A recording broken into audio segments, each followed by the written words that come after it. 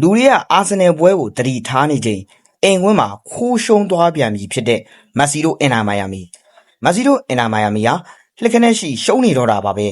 အိမ်ဝင်းသစ်ကြီးမှာစတင်ပြီးလက်ခံကစားကလေးကရှုံးလာလိုက်တဲ့အရှုံးဆိုတာကယနေ့အထိပါပဲအင်နာမိုင်ယာမီကဦးစတေး FC နဲ့ပွဲစဉ်ကလေးကဒီကွင်းကြီးထဲမှာအိမ်ဝင်းအဖြစ်လက်ခံကစားခဲ့တာဖြစ်ပြီးအဆိုပါအိမ်ဝင်းကစားခဲ့တဲ့ပွဲမှာမိုင်ယာမီဟာ၄ပွဲမှာ၃ပွဲတည်တပွဲရှုံးနေလို့ထားခဲ့ပါတယ်ဒါကြောင့်ဒီကွင်းကိုလက်မရှိကိုယ်မရှိလက်တိတ်ကွင်းလို့အမည်ကွန်မွန်တက်ပေးလိုက်ပါတယ်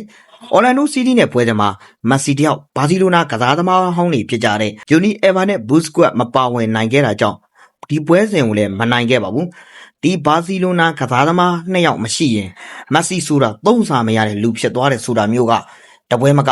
နှစ်ပွဲမကသုံးပွဲလည်းမကတော့ပါဘူးဒါကြောင့်လည်းသူ့နာမည်မကြဖို့စွာရက်ကိုတောင်မှအနားမယူခိုင်းသေးတာပါသူ့အတွက်အသုံးချဖို့နေမာကိုတောင်မှစန်တိုကနေမိုင်ယာမီကိုလာကစားဖို့ဖိတ်ခေါ်ခဲ့ပေမဲ့နေမာကစွာရက်လိုမက်ဆီရဲ့အောက်ဆွဲမလုပ်ချင်ပါဘူးစဉ်းစားကြည့်ပါမက်ဆီရဲ့နာမည်မကြဖို့မက်ဆီရဲ့အရှိန်အဝါမမေးမိန်စေဖို့နေမာကသူ့ကိုအသုံးချခြင်းနဲ့ဆိုတာမသိပဲနေပါမလားဒါကြောင့်လည်းမိုင်ယာမီကိုနေမာကမပြောင်းရွှေ့ခဲ့ပါဘူးနေမာဆိုတာကစွာရက်လိုနာမည်ပြတ်တဲ့ကစားသမားမျိုးမဟုတ်တဲ့အတွက်ကြောင့်တိတ်ခါတရားရှိပါတယ်